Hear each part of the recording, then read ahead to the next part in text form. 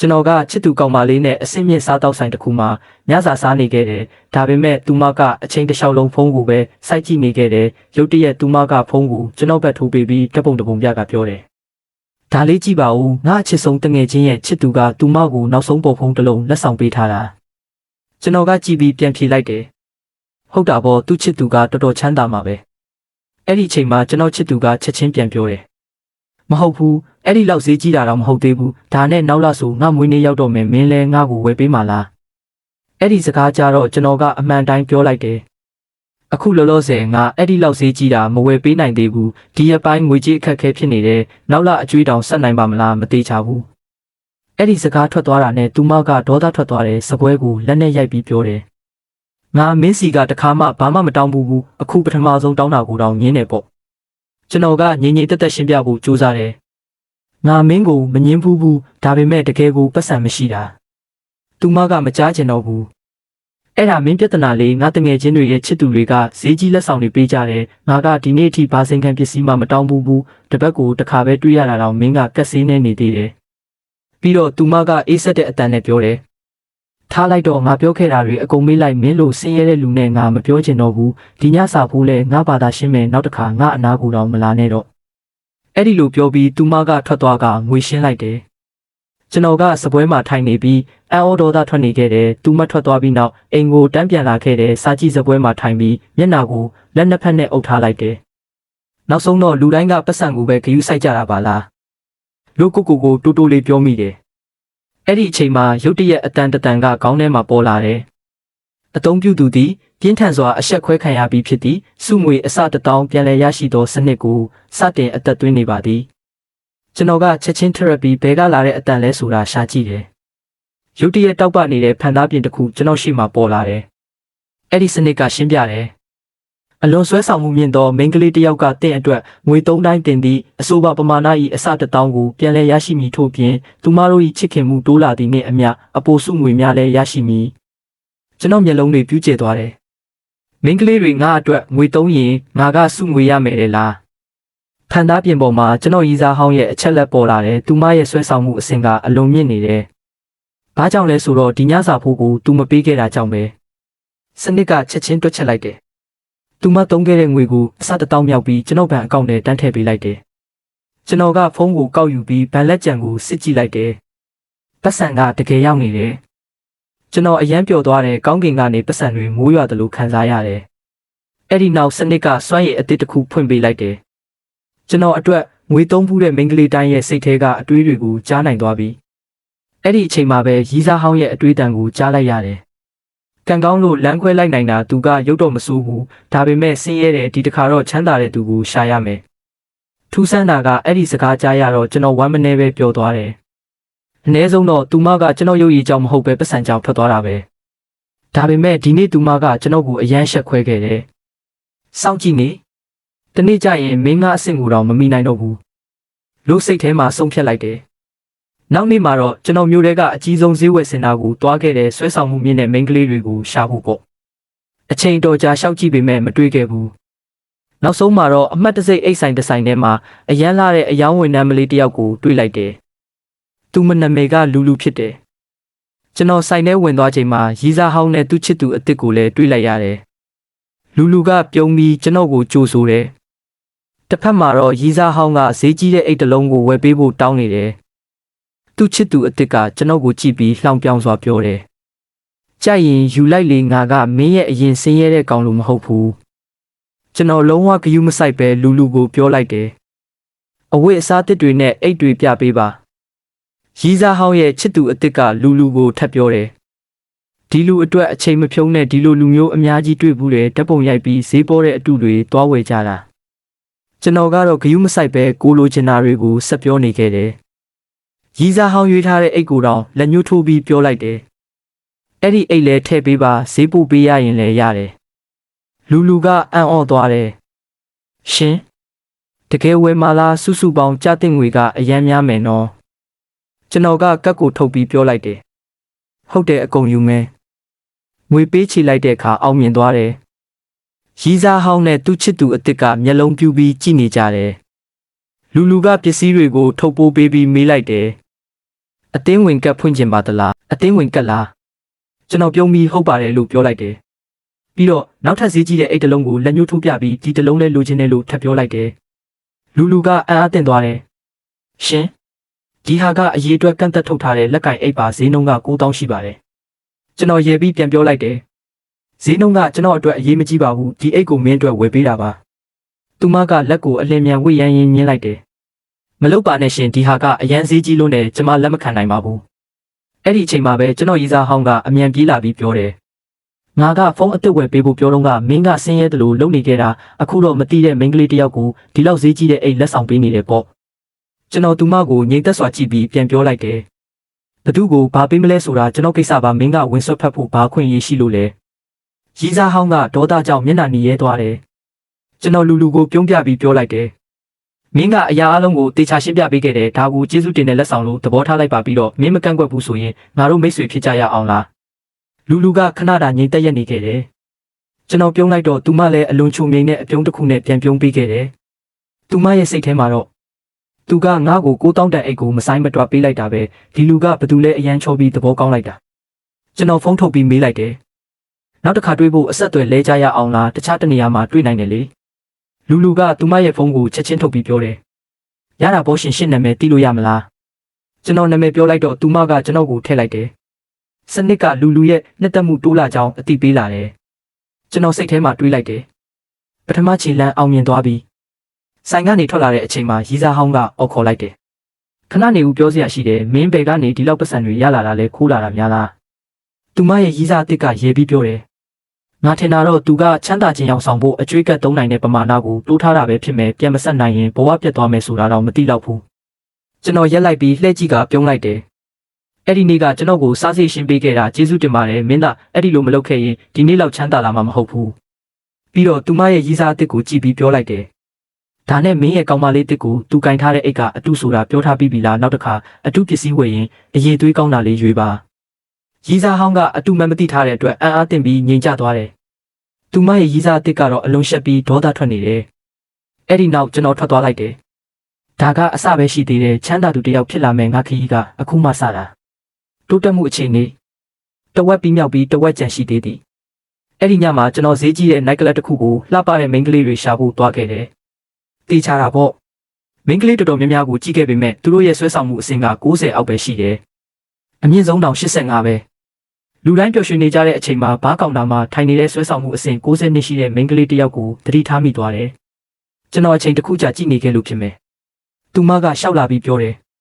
ကလပ်ထဲမှာတယောက်တည်းထိုင်နေတာပြင်းဖို့ကောင်းတယ်မဟုတ်လားလာပါကျွန်မထိုင်ပေးမယ်စနစ်ကသူမရဲ့အချက်လက်ကိုချက်ချင်းပြသလာတယ်ကျွန်တော်ပြုံးပြီး track ကအိမ်သာသွားဦးမယ်လို့ပြောလိုက်တယ်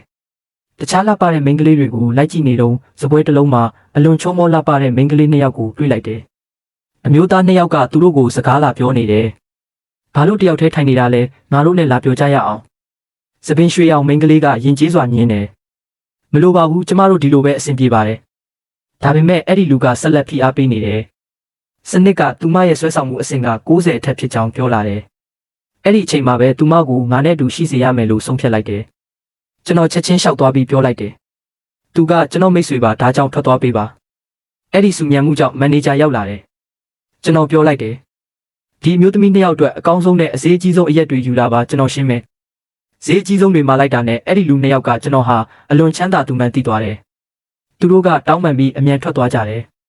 ကျွန်တော်စပင်ရွှေအောင်မိန်းကလေးကိုကြည့်ပြီးမေးလိုက်တယ်မနှက်ပြန်ကျွန်တော်နဲ့အပြင်သွားမလားသူမကခဏလောက်တွတ်ဆုပ်နေတယ်ကျွန်တော်လက်ဆန့်ထုတ်ပြီးပြောလိုက်တယ်ဒီမှာအရန်စုညံတဲ့နောက်တစ်ခါပိုတိတ်ဆိတ်တဲ့နေရာမှာတွေ့ကြမယ်နောက်ဆုံးတော့သူမသဘောတူလိုက်တယ်ကျွန်တော်တို့ထိုင်ပြီးတောက်စရာတွေမှာကြတယ်အစောပိုင်းကမိန်းကလေးလဲစပွဲကိုလာပူးတယ်ဒါပေမဲ့ကျွန်တော်အာယုံကစပင်ရွှေအောင်မိန်းကလေးပုံမှာပဲရှိနေခဲ့တယ်ကျွန်တော်ကိုမိတ်ဆက်လိုက်ပြီးသူမကသူမရဲ့နာမည်ဟန်ဖြစ်ကြောင်းပြောပြတယ်သူမကလည်းကျေးဇူးတင်ကြောင်းပြောတယ်ကျွန်တော်တို့အချိန်တော်ကြာစကားပြောခဲ့ကြတယ်စနစ်ကဟန်ရဲ့နှစ်သက်မှုတိုးလာကြောင်းအသိပေးလာတယ်ပထမမိန်းကလေးကကျွန်တော်ကိုပို့ပြီးကတ်လာပြီးအခုပြောကြရအောင်လေလို့ပြောတယ်ဒါပေမဲ့ဟန်ကသူမရဲ့တငယ်ချင်းကိုအချိန်မေးလိုက်တယ်တငယ်ချင်းကအရန်နောက်ကျနေပြီလို့ပြောတယ်ကျွန်တော်မန်နေဂျာကိုခေါ်ပြီးကြားတင်ငွေအားလုံးရှင်းလိုက်တယ်နောက်ထပ်အသိပေးချက်တစ်ခုထပ်ပေါ်လာတယ်ဟန်ဤနှစ်သက်မှုအဆင့်10အထိရောက်ရှိသွားပါပြီကျွန်တော်ဟန်စီသွားပြီးမေးလိုက်တယ် မနှက်ပြန်အားလာညစာကျွေးခြင်းတယ်သူမကအစမှတိုးဆုံနေသေးပေမဲ့နောက်ဆုံးသဘောတူလိုက်တယ်နောက်တနေ့မနက်မှာကျွန်တော်စိန်ခံကအယောင်ပြခန်းကိုသွားခဲ့တယ်အယောင်ဝန်ထမ်းအမျိုးသမီးကကားတစ်စီးကိုပြပြီးရှင်းပြတယ်ရှင်ဒီကားရဲ့အင်ဂျင်ကဒီမှာရှိတဲ့တခြားကားတွေထက်ပိုကောင်းပါတယ်ဒီဇိုင်းရောစွမ်းဆောင်ရည်ပါအကောင်းဆုံးပါကျွန်တော်ကားထဲဝင်ထိုင်ပြီးစစ်ဆေးကြည့်လိုက်တယ်ကျွန်တော်တယောက်တည်းလာတာတော့မဟုတ်ဘူးလူကိုလည်းအတူခေါ်လာခဲ့တယ်ကျွန်တော်မေးလိုက်တယ်ဒီကားကိုဘယ်လိုထင်လဲသူမကပြန်ပြောတယ်ရှင်နဲ့အရန်လိုက်ဖက်တယ်သူမရဲ့စိတ်ထဲမှာတော့သူကတင်းချီတန်းတဲ့ကားကိုပေါ့ပေါ့ပပဝယ်တော့မလို့ပြောနေတာပဲဒီလူဘလောက်တောင်ချမ်းသာလာလဲကျွန်တော်အပြင်ထွက်ပြီးကားကိုစိတ်ကြိုက်ပြင်ဆင်နိုင်မလားလို့မေးလိုက်တယ်ဝန်ထမ်းကရတာပေါ်ရှင်လို့ပြန်ဖြေတယ်ကျွန်တော်လူပဲလှည့်ပြီးပြောလိုက်တယ်မင်းကြိုက်တယ်လို့ပြင်ဆင်လိုက်ပါမင်းရဲ့အရသာကိုငါယုံတယ်လူကကားအကြောင်းသိမသိဘူးကျွန်တော်သူမခေါင်းကိုညင်သာစွာပုတ်ပြီးပြောလိုက်တယ်မင်းကြိုက်တာရွေးလိုက်တက်တောင့်တက်တာရှိရင်ရပြီလူရဲ့စိတ်ထဲမှာတော့အလုံးပြောရွှင်နေတယ်သူကတိမ်ပေါင်းများစွာတန်းတဲ့ကားကိုငါ့ကိုရွေးခိုင်းနေတာပဲသူမကဝန်ထမ်းတွေနဲ့ဆွေးနွေးပြီးပြင်ဆင်မှုအားလုံးကိုတာဝန်ယူလိုက်တယ်သူတို့အလုပ်လုပ်နေချိန်မှာကျွန်တော်ကရုံးခန်းထဲမှာကော်ဖီတောက်ရင်းထိုင်နေခဲ့တယ်အဲ့ဒီအချိန်စနစ်ကအတိပေးလာတယ်လူရဲ့နှစ်သက်မှုအဆင့်15အထိရောက်ရှိသွားပြီဝန်ထမ်းတွေကလာပြီးစုပေါင်းစင်းတုန်းက၄တန်းဖြစ်ကြောင်းပြောတယ်ကက်နဲ့ပေးမလားငွေသားနဲ့ပေးမလားလို့မေးတယ်ကျွန်တော်ဖုန်းနဲ့ချက်ချင်းငွေချေလိုက်တယ်လူရဲ့စိတ်ထဲမှာတော့သူက၄တန်းတန်ကားကိုစဉ်းစားတော့မစဉ်းစားပဲဝယ်လိုက်တာပဲဝန်ထမ်းတွေကကားကိုတစ်ပတ်အတွင်းအစင်တစ်လုပ်ပေးမယ်လို့ပြောပြီးပို့ဆောင်ပေးဖို့လိပ်စာတောင်းတယ်ကျွန်တော်ကိုယ်တိုင်လာယူမယ်လို့ပြန်ဖြေလိုက်တယ်လူကရှောက်လာပြီးကျွန်တော်လက်ကိုကင်လိုက်တယ်ကားဝယ်ပြီးသွားပြီဆိုတော့မကြခင်ကျမကိုလိုက်ပတ်ပေးရမယ်နော်ပြီးတော့ဆက်ပြောတယ်ရှင်ပဲသွားကျမလည်းလိုက်မယ်စနစ်ကထပ်မံအတိပေးလာတယ်လူရဲ့နှစ်သက်မှုအဆင့်က30အထိဓာတ်ရိုက်တက်သွားပြီကားဝယ်ပြီးတာနဲ့ကျွန်တော်လူကိုအိမ်ပြန်ပို့လိုက်ပြီးဟန်ရဲ့တက္ကသိုလ်အပြင်မှာသွားဆောင်နေခဲ့တယ်သူမကចောင်းသားတွေကိုနှုတ်ဆက်ပြီးကျွန်တော်ကိုမြင်တာနဲ့အမြန်လျှောက်လာတယ်ရှင်ဒီမှာဘလောက်ကြာစောင့်နေတာလဲကျမကြောင့်အကြာကြီးစောင့်ရတာလားကျွန်တော်ပြုံးပြီးပြန်ဖြေလိုက်တယ်မဟုတ်ပါဘူးပြီးတော့မင်းလိုလှပတဲ့မိန်းကလေးတယောက်ကိုစောင့်ရမယ်ဆိုရင်နှစ်ပေါင်းများစွာတောင်စောင့်နိုင်တယ်ကျွန်တော်ကားတကားဖွင့်ပေးပြီးသူမကိုဝင်ထိုင်စေတယ်ညစာစားဖို့အရန်ကောင်းတဲ့နေရာတစ်ခုရွေးထားတယ်လို့ပြောလိုက်တယ်ဟန်ကပြန်ပြောတယ်ဒီလောက်ထိလုပ်ပေးစရာမလိုပါဘူးဘာမှမဟုတ်တာအတွက်အရန်ပင်ပန်းခံနေတယ်ကျွန်တော်ပြုံးပြီးပြန်ပြောလိုက်တယ်မင်းနဲ့ညစာစားခြင်းလို့ဒီစီစဉ်အားလုံးလုပ်ထားတာပါကျွန်တော်တို့ရွေးထားတဲ့စားတောက်ဆိုင်ကိုရောက်သွားတယ်ကျွန်တော်မေးလိုက်တယ်ဒီနေရာဘယ်လိုထင်လဲဒီမှာကလပ်လို့စူညံတမ်းမရှိဘူးအေးစစ်စစ်ထိုင်ပြီးစကားပြောလို့ရတယ်ဟန်ကစပွဲတစ်ဖက်ကနေပြုံးပြီးပြောတယ်ဒီနေရာကအရန်လာတယ်ကျမကလပ်ကိုတခါမှမသွားဘူးအရင်ဆုံးပါတီတစ်ခုတက်ဖူးတာဆိုရင်မဟာပွဲရအခမ်းအနားပဲရှိတယ်မနေ့ကလည်းတငယ်ချင်းတယောက်ကအဲ့ဒီကလပ်ကိုခေါ်သွားတာအဲ့ဒီစကားကိုကြားတော့ကျွန်တော်ပြန်ပြောလိုက်တယ်ဟုတ်တာပေါ့မင်းရဲ့အပြုတ်မှုကြည့်ရတာအဲ့ဒီလိုနေရာတွေကိုတိတ်မကြိုက်ဘူးဆိုတာသိတာတယ်မင်းကအပြစ်ကင်းတဲ့မင်းသမီးလေးတယောက်လိုပဲအဲ့ဒီစကားကြောင့်ဟန်ကမျက်နှာနီးသွားတယ်ကျွန်တော်မေးလိုက်တယ်ဆရာမအလောက်ကခက်လားသူမကခေါင်းခါပြီးပြန်ဖြေတယ်မခက်ပါဘူးဒါပေမဲ့တခါတလေចောင်းသားတွေနဲ့ဆက်ဆံရတာခက်ခဲတတ်တယ်ဟန်ရဲ့စိတ်ထဲမှာတော့ဒီလူကအရန်ကောင်းတာပဲတခြားချမ်းသာတဲ့ကောင်လေးတွေလိုကြွားပါမနေဘူးစကားဆက်ပြောနေကြစဉ်စနစ်အတိပေးချက်တစ်ခုပေါ်လာတယ်ဟန်ရဲ့နှစ်သက်မှုအဆင့်က10ကနေ25အထိတက်သွားပြီညစာစားပြီးတဲ့နောက်ကျွန်တော်တို့မြေကမ်းနားမှာလမ်းလျှောက်ခဲ့ကြတယ်ကျွန်တော်အိတ်ကက်ထဲကသူမအတွက်အထူးဝယ်ထားတဲ့လက်ဆောင်တစ်ခုကိုထုတ်လိုက်တယ်ဒီလဲဆွဲကိုဆိုင်မှာတွေ့လိုက်တာမင်းနဲ့အရန်လိုက်ဖက်မယ်လို့ထင်လို့ဟန်ကဘူးဖွင့်ကြည့်လိုက်တော့လဲဆွဲကိုမြင်ပြီးပြောတယ်ဒီလဲဆွဲကအရန်စေးကြီးမဲ့ပုံပဲကျမလက်မခံနိုင်ဘူးဒါပေမဲ့ကျွန်တော်အတင်းပေးလိုက်တယ်ကျေးဇူးတင်တဲ့လက်ဆောင်လို့သဘောထားလိုက်ပါဒီနေ့ငါနဲ့ညစာအတူစားပေးလို့ကျေးဇူးတင်ပါတယ်ကျွန်တော်ကိုယ်တိုင်လဲဆွဲကိုသူမလဲပင်မှာဆင်ပေးလိုက်ပြီးဆက်ပြောတယ်မင်းနဲ့အချိန်ဖြုံးရတာကြောင့်စိတ်ဖိစီးမှုတွေအားလုံးမေ့သွားတယ်သူမကနှွေးထွေးတဲ့အပြုံးတစ်ခုနဲ့ပြန်ပြုံးပေးတယ်ကျွန်တော်တို့ဆက်လက်လမ်းလျှောက်ရင်းအကြောင်းမျိုးမျိုးပြောခဲ့ကြတယ်ထပ်မံပြီးစနစ်အတိပေးချက်ရောက်လာတယ်ဟန်ရဲ့နှစ်သက်မှုအဆင့်နောက်ထပ်10မှတ်တိုးသွားပြီးစုစုပေါင်း35ဖြစ်သွားပြီကျွန်တော်သူမကိုတိုက်ခန်းရှိအထိလိုက်ပို့ပေးခဲ့တယ်သူမကဂိတ်ပေါက်မှာရက်ပြီးပြောတယ်ဒီနေ့အရန်ပျော်ခဲ့တယ်ကျွန်တော်ပြန်ပြောလိုက်တယ်နောက်တစ်ခါဖျော်ဖြေပွဲတစ်ခုသွားကြမယ်သူမကညင်သာစွာပြုံးပြီးပြောတယ်ကောင်းတာပေါ့ပြောဖို့ကောင်းမယ်ထင်တယ်ဟန်ကိုပို့ပြီးနောက်ကျွန်တော်ချမ်းသာလာပြီးမှဝယ်ထားတဲ့စိန်ခံတိုက်ခန်းကိုပြန်လာခဲ့တယ်ကျွန်တော်ဆက်ပြားကိုယူပြီးမိန်းကလေးတယောက်ရဲ့တိုက်ရိုက်ထုတ်လွှင့်မှုကိုကြည့်နေခဲ့တယ်စနစ်ကချက်ချင်းအတိပေးလာတယ်သူမရဲ့ဆွဲဆောင်မှုအဆင့်က62ဖြစ်တယ် အဲ့ဒီအချိန်မှာပဲဘာပဲဖြစ်ဖြစ်ဒီမိန်းကလေးကိုငါရအောင်လုပ်မယ်လို့ဆုံးဖြတ်လိုက်တယ်ကျွန်တော်အလွန်များပြားတဲ့စုငွေတစ်ခုပို့လိုက်တယ်အစမှာတော့သူမကကျွန်တော်ကိုတာမန်ကြည့်ရှုသူတယောက်လို့ထင်ထားတယ်ဒါပေမဲ့ကျွန်တော်မရက်ဘူးစုငွေတွေဆက်တိုက်ပို့နေခဲ့တယ်နောက်ဆုံးတော့သူမသတိထားမိသွားပြီးအလွန်အံ့အားသင့်သွားတယ်ထုတ်လွှင့်ခန်းတစ်ခုလုံးစူညံသွားတယ်လူတိုင်းကကျွန်တော်အကြောင်းပြောနေပြီးလုပ်ငန်းရှင်ကြီးတယောက်လို့ထင်နေကြတယ်ထုတ်လွှင့်သူမိန်းကလေးကအလွန်ပျော်သွားပြီးရှင့်အတွက်ကပြပေးမယ်လို့ပြောတယ်သူမကအလွန်ချစ်စရာကောင်းတဲ့အကတစ်ခုကပြခဲ့တယ်ကျွန်တော်သူမဘယ်ဖွဲ့စည်းမှရှိလဲလို့မေးလိုက်တယ်ဒါပေမဲ့ခေါင်းစဉ်ပြောင်းပြီးကျွန်တော်ရွေးတဲ့တခြင်းနဲ့ကပေးမလားလို့မေးလိုက်တယ်သူမသဘောတူပြီးကျွန်တော်ရွေးထားတဲ့တခြင်းနဲ့ကပြတယ်သူမရဲ့အကောက်ကိုအရန်သဘောကျသွားတယ်ဒါပေမဲ့ဝတ်စုံကိုတော့တိတ်မကြိုက်ဘူးဒါကြောင့်ကိုပိုင်စားတစ်ဆောင်ပို့လိုက်တယ်မင်းရဲ့အကောက်ကအရန်ကောင်းတယ်ရိုးရဝတ်စုံဝတ်ထားရင်ပိုပြီးချစ်စရာကောင်းမယ်ထင်တယ်သူမဖတ်ပြီးတဲ့နောက်ပြန်ဖြေတယ်အကြံပေးတာကျေးဇူးတင်ပါတယ်မနှက်ဖြန်ရိုးရဝတ်စုံသွားဝင်မယ်ဒါပေမဲ့မနှက်ဖြန်ထုတ်လွှင့်မှုကိုပြန်လာကြည့်ရမယ်နော်ခဏအကြာမှာတော့သူမထုတ်လွှင့်မှုကိုပိတ်လိုက်ပြီးစကားပြောခြင်းနဲ့အဆုံးသတ်သွားခဲ့တယ်သူမကကျွန်တော်ကိုတီးတန့်စာပို့လာတယ်ကျွန်တော်သူမရဲ့တောင်းဆိုမှုကိုလက်ခံလိုက်တယ်ဒီတိုင်းရိုက်ထုတ်လွှင့်သူမိန်းကလေးရဲ့နာမည်ကရောင်ဖြစ်တယ်ကျွန်တော်သူမဘယ်မျိုးကလဲလို့မေးလိုက်တော့ကျွန်တော်နဲ့တမျိုးတည်းကဖြစ်နေတယ်ဆိုတာသိလိုက်ရတယ်ဒါကြောင့်ချက်ချင်းပဲမနှက်ဖြန်နေလေစာတူစားမလားလို့မေးလိုက်တယ်သူမကသဘောတူလိုက်တယ်စနစ်ကလည်းရောင်ရဲ့နှစ်သက်မှုအဆင့်တိုးလာကြောင်းအသိပေးလာတယ်ကျွန်တော်စိတ်ထဲမှာတွေးလိုက်တယ်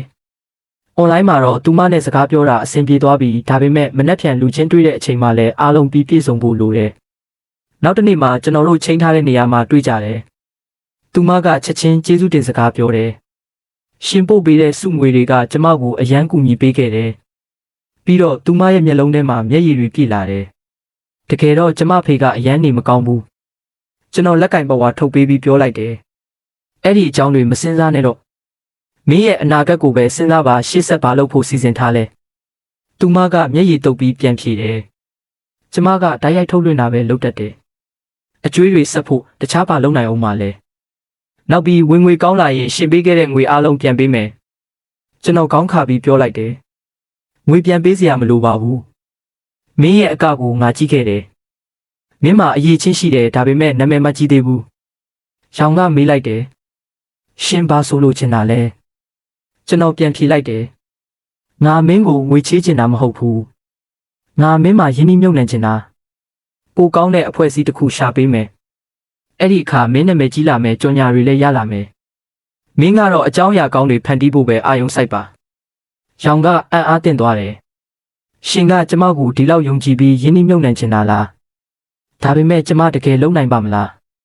းကျွန်တော်ပေါ့ပပပြုံးပြီးပြောလိုက်တယ်မင်းလုံနိုင်မယ်ဆိုတာငါအပြည့်အဝယုံကြည်တယ်ပြီးတော့ကျွန်တော်စပွဲထိုးကိုခေါ်ပြီးငွေရှင်းခိုင်းလိုက်တယ်ဒါပေမဲ့ရောင်ကတားတယ်မဟုတ်ဘူးရှင်ကကျမအတွက်အများကြီးလုပ်ပေးပြီးသား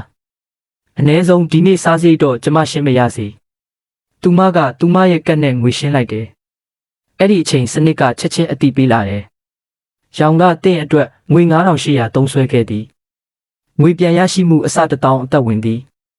ငွေ58တန်းကိုတင့်ပံအကောင့်နဲ့တိုက်ရိုက်ထည့်သွင်းပြီးဖြစ်သည်အပြင်ပန်းမှာတော့ကျွန်တော်တည်ငြိမ်နေတယ်ဒါပေမဲ့စိတ်ထဲမှာတော့အလွန်ပျော်ရွှင်နေတယ်ငွေတွေမိုးလိုရွာကျလာတယ်လို့ခံစားရတယ်တစ်ချိန်တည်းနဲ့ပဲကျွန်တော်တန်းကြွယ်တထေးဖြစ်သွားပြန်တယ်အဲ့ဒီနောက်ကျွန်တော်ရောင်အတွက်အရန်ကောင်းတဲ့အဖွဲ့အစည်းတစ်ခုငှားပေးခဲ့တယ်သူမကိုဖုံးဆက်ပြီးပြောလိုက်တယ်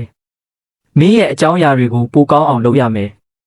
အဲ့ဒီညမှာကျွန်တော်ကွန်ပျူတာနဲ့သူမရဲ့တိုက်ရိုက်ထုတ်လွှင့်မှုကိုကြည့်နေခဲ့တယ်သူမကကျွန်တော်အကြံပေးထားတဲ့အတိုင်းလုပ်နေခဲ့တယ်ကျွန်တော်လည်းစုငွေတွေပို့ပေးနေတယ်သူမကထုတ်လွှင့်နေစဉ်မှာပဲကျေးဇူးတင်စကားပြောတယ်နောက်ထပ်စနစ်အတိပေးချက်တစ်ခုပေါ်လာတယ်ရောင်ရဲ့နှစ်သက်မှုအဆင့်က30အထိတိုးလာပြီခဏကြာမှထုတ်လွှင့်မှုပြီးဆုံးသွားတယ်သူမကဗီဒီယိုခေါ်ဆိုပြီးဒီနေ့ထုတ်လွှင့်မှုဘယ်လိုထင်လဲလို့မေးတယ်သူမကဆက်ပြောတယ်ဒီနေ့ကြည့်ရှုသူ3သိန်းတောင်ရှိခဲ့တယ်သူမရဲ့မျက်လုံးထဲမှာဝမ်းသာလုံးလိုမျက်ရည်တွေဝဲလာတယ်ကျွန်တော်ပြုံးပြီးပြောလိုက်တယ်ဒါကအစပဲရှိသေးတယ်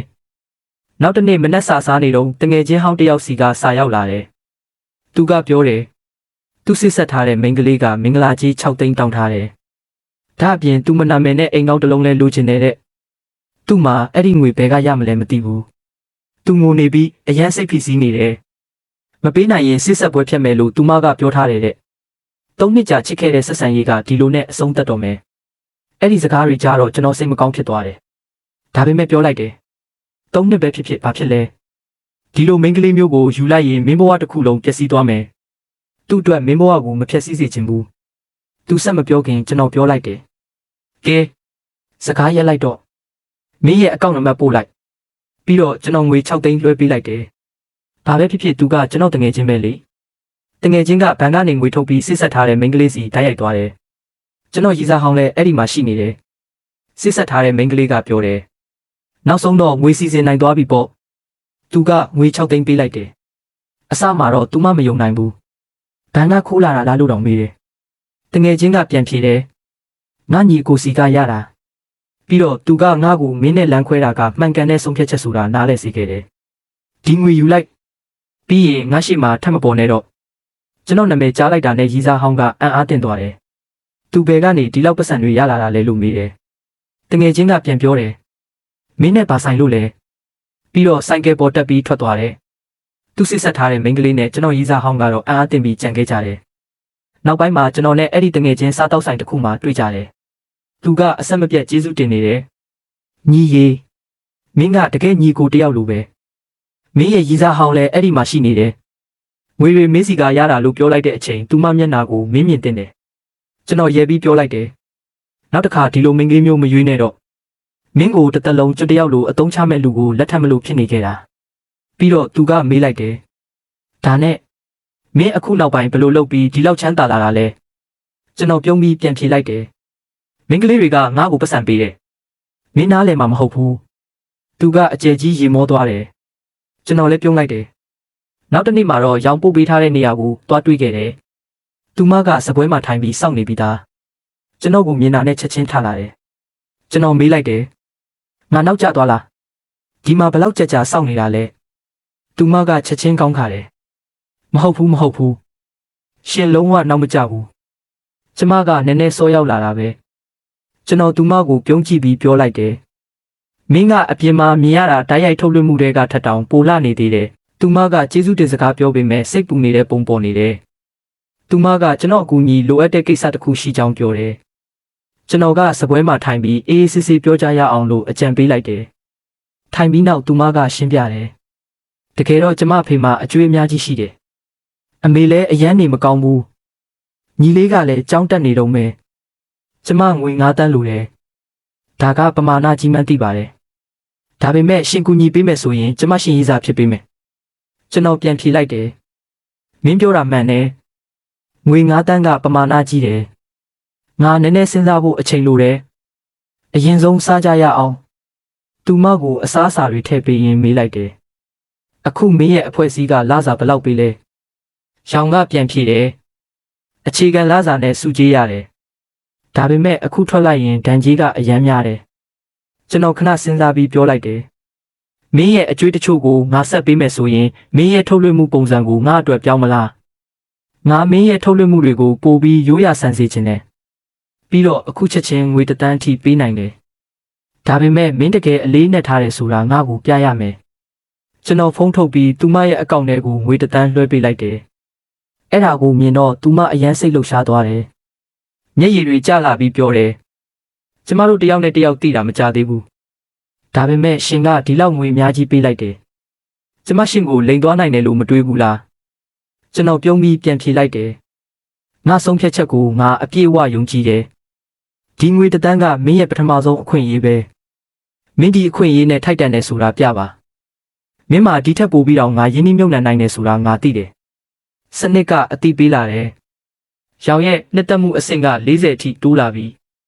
သူမကကျွန်တော်လက်ကိုကင်ပြီးပြောတယ်ရှင့်ရဲ့ယုံကြည်မှုကိုကျွန်မဘယ်တော့မှမပြတ်စေဘူးအဲ့ဒီနောက်ကျွန်တော်သူမကိုကော်ဖီဆိုင်ကနေခေါ်ထုတ်ပြီးအငှားကားခေါ်ပေးလိုက်တယ်ကားပေါ်တစ်ခါနီးမှာသူမကမေးတယ်ဒါဆိုကျွန်မကအခုရှင်ရီစားဖြစ်သွားပြီလားကျွန်တော်ပြုံးပြီးပြန်ဖြေလိုက်တယ်အဲ့ဒါကမင်းရဲ့အပြုတ်မှုပေါ်မူတည်တယ်ပြီးတော့ငါပြောခဲ့တာကိုမမေ့နဲ့မင်းရဲ့ပုံစံကိုပြောင်းပါဒီညမင်းရဲ့ထုတ်လွှင့်မှုကိုငါကြည့်မယ်အဲ့ဒီနောက်အငှားကားထွက်သွားတယ်မကြခင်လူစီကစာရောက်လာတယ်ကျွန်တော်တို့အတူအိမ်ကြီးဖို့ချိန်ထားတာကြောင့်သူမနဲ့တွားတွေ့လိုက်တယ် အိမ်လိုက်ပြတဲ့မိန်းကလေးကပြောတယ်ဒီချန်အိမ်ကဒီနေရာမှာဈေးအကြီးဆုံးပါရှုခင်းအရန်လာပြီးတီးတန့်ဆန်တယ်လူလူကကျွန်တော်ကိုပြောတယ်ဒီနေရာကတကယ်မိုက်တယ်သူမကဈေးနှုန်းကိုမေးတယ်ဒါပေမဲ့ကျွန်တော်ကတော့ဈေးကိုသိချင်စိတ်မရှိတော့ဘူးအဲ့ဒီအချိန်မှာကျွန်တော်ပတ်စံကြောင့်မျက်စိကန်းနေတယ်လို့ဖြစ်နေပြီကျွန်တော်မေးလိုက်တာကလူလူမင်းသဘောကျလားသူမကသဘောကျတယ်လို့ပြန်ဖြေတယ်အယောင်းဝန်ထမ်းမိန်းကလေးကပြောတယ်ဈေးနှုန်းက18တန်း6သိန်းပါကျွန်တော်ချက်ချင်းကတ်ထုတ်ပြီးပြောလိုက်တယ်ဒီချန်အိမ်ကိုအခုချက်ချင်းဝင်မယ်ကျွန်တော်ယူလိုက်ပြီးလူလူရောအယောင်းဝန်ထမ်းပါအံ့အားသင့်သွားတယ်စနစ်ကအတိပေးလာတယ်လူလူရဲ့နှစ်သက်မှုအဆင့်က55အထိတိုးသွားပြီအယောင်းဝန်ထမ်းကဂုဏ်ပြုပြီးတော့ပေးလိုက်တယ်ကျွန်တော်တော့ကိုယူပြီးလူလူကိုတန်းပေးလိုက်တယ်ဒီနေရာကိုအခုကစပြီးမင်းနဲ့မင်းနဲ့ထားမယ်ဒါကငါတို့ရဲ့အိမ်ပဲလူလူကစိတ်လှုပ်ရှားပြီးပြောတယ်ဒါကအရန်ဈေးကြီးတယ်ကျမလက်မခံနိုင်ဘူး